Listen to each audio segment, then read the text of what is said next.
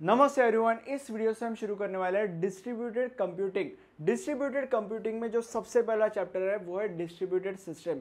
तो इस वीडियो से हम डिस्ट्रीब्यूटेड सिस्टम की शुरुआत करने वाले हैं। ये डिस्ट्रीब्यूटेड सिस्टम का एक इंट्रोडक्टरी वीडियो है। सबसे पहले हम डिस्ट्रीब्यूटेड सिस्टम की डेफिनेशन को पढ़ लेते हैं। इसका डेफिनेशन ये कहता है, it is a collection of autonomous computers linked with a communication network and equipped with a distributed system software।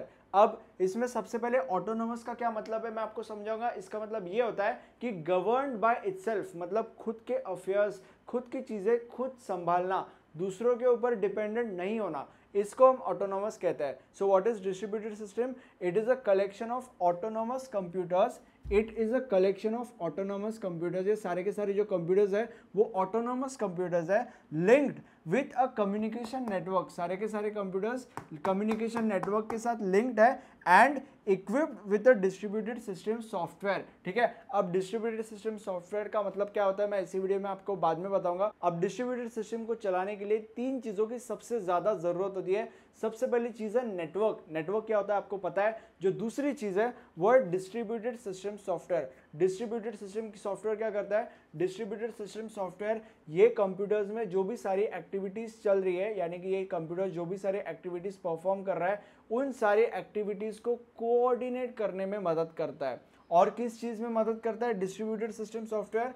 वो फाइल्स, डेटा, सॉफ्टवेयर, हार्डवेयर को ट्रांसफर या शेयर करने के लिए मदद करता है। मतलब अगर इस कंप्यूटर को कोई डेटा सेंड करना है या शेयर करना है तो ये डिस्ट्रीब्यूटेड सिस्टम सॉफ्टवेयर के मदद से होता है। और ये जो डिस्ट्रीब्यूटेड सिस्टम सॉफ्टवेयर है वो बस सॉफ्टवेयर या डेटा के लेवल पे काम नहीं करता, वो हार्डवेयर के लेवल पे भी काम करता है। एंड जो तीसरी चीज जो रिक्वायर्ड है वो है मिडलवेयर सर्विसेज। अब मिडलवेयर सर्विस क्या होता है? मिडलवेयर सर्विस जो ऑपरेटिंग सिस्टम होता है, उस ऑपरेटिंग सिस्टम को जितने भी सारे सर्विसेज चाहिए वो सर्विसेज अवेलेबल कराता है।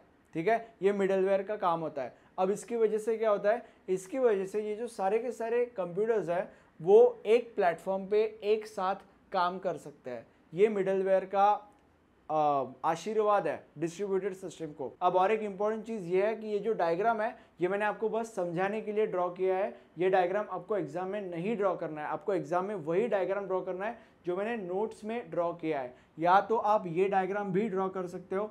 अब हम आगे बढ़ते हैं। अब हम एग्जाम्पल्स की तरफ जाते हैं। इसके दो एग्जाम्पल्स मैं आपको देना चाहूंगा। सबसे पहला एग्जाम्पल है इंटरनेट। इंटरनेट जो है वो एक बहुत ज़्यादा बड़े लेवल का डिस्ट्रीब्यूटेड सिस्टम है।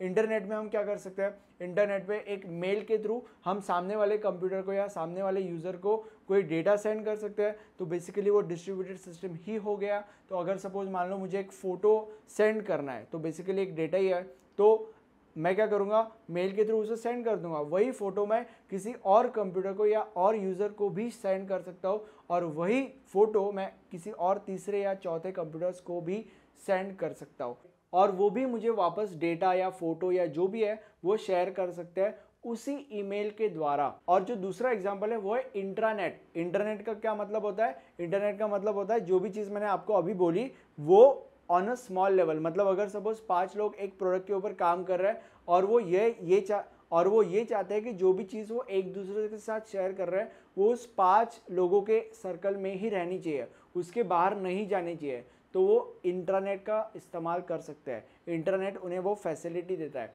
इंटरनेट उन्हें वो सिक्योरिटी देता है कि जो भी चीज़ वो एक दूसरे के साथ शेयर कर रहा है वो उस सर्कल के बाहर, वो उस 5 लोगों के सर्कल के बाहर नहीं जाएगा। तो इसे इंटरनेट कहते हैं और इसमें भी डेटा शेयरिंग होता है, और ये एक डिस्ट्रीब्यूटेड सिस्टम का एग्जांपल है। अब आते हैं हम लोग बेनिफिट्स के ऊपर। इसके वैसे तो बहुत सारे बेनिफिट्स हैं जिनको हम आगे आने वाले वीडियोस में डिस्कस करने वाले हैं, बट अभी मैं आपको 2-3 इंपॉर्टेंट बेनिफिट्स बताता हूँ। सबसे पहला बेनिफिट है फॉल्ट टॉलरेंस। मतलब अगर सपोज ये डिस्ट्रीब्यूटेड सिस्टम में अगर एक कंप्यूटर चला गया, मतलब ये अगर कंप्यूटर खराब हो गया तो उससे इसको कुछ फर्क नहीं पड़ने वाला, उसको इस डिस्ट्रीब्यूटेड सिस्टम को कोई फर्क नहीं पड़ने वाला, वो आराम से चलेगा। मतलब एक सिस्टम का खराब हो जाने से कुछ नहीं होता। जो दूसरा बेनिफिट है वो है स्केलेबिलिटी। मतलब ये जो है इसमें और ज्यादा कंप्यूटर्स एडअप हो सकते हैं, उसको स्केलेबिलिटी कहते हैं। और जो तीसरा एग्जांपल है वो है रिसोर्स शेयरिंग। मतलब अगर सपोज एक रिसोर्स मैंने यहाँ पे लाया, वही एक रिसोर्स सारे के सारे कंप्यूटर्स शेयर कर सक रहे हैं। मतलब अगर सपोज एक प्रिंटर है,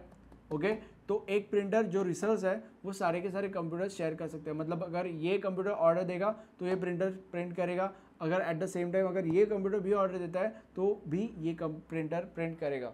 ठीक है, इसको रिसोर्स शेयरिंग कहता है। सो आई होप आपको ये सारी चीज़ें समझी होगी। आगे आने वाले वीडियोज़ में मैं सारे के सारे टॉपिक्स कवर करने वाला हूँ और प्लेलिस्ट का लिंक आपको डिस्क्रिप्शन में मिल जाएगा। So thank you for watching this video and have a nice day. Bye bye.